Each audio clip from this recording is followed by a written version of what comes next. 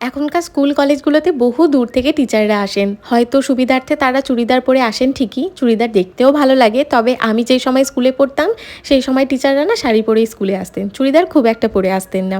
তাদের পার্সোনালিটি এতটাই সুন্দর হতো যে দূর থেকে তাকিয়ে থাকারই মন চাইতো। তাদের কথা বলার স্টাইল, তাদের বোঝানোর স্টাইল, এই জিনিসগুলো ছোটোবেলা থেকেই আমাকে ভীষণ অ্যাট্রাক্ট করতো। তার সাথে সাথে যেটা ভালো লাগতো সেটা হলো তাদের সুন্দর মার্জিত ব্যবহার আর তাদের সুন্দর পরিমিত সাজগোজ। ঝিকিমিকি চিকি শাড়ি কখনোই কোনো টিচারকে আমি পরতে দেখিনি। তারা সবসময় পিওর কটন, পিওর সিল্ক এই জাতীয় শাড়িগুলো পরে আসতেন। কি সুন্দর পাট পাট করে শাড়ি পরে আসতেন।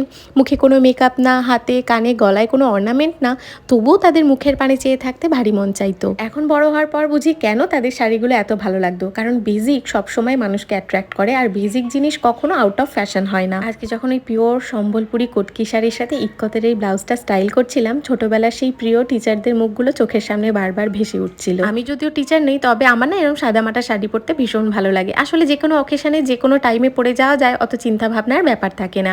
আমার মতন যারা আছো তারা শিয়া বুটিকের কালেকশন একবার দেখতে পারো। এরকম সুন্দর পিওর শাড়ি, ব্লাউজের প্রচুর অপশান তো পাবেই, তার সাথে সাথে বেগমপুরি, ধনেখালি অনেক অপশান পেয়ে যাবে ওদের বুটিকে।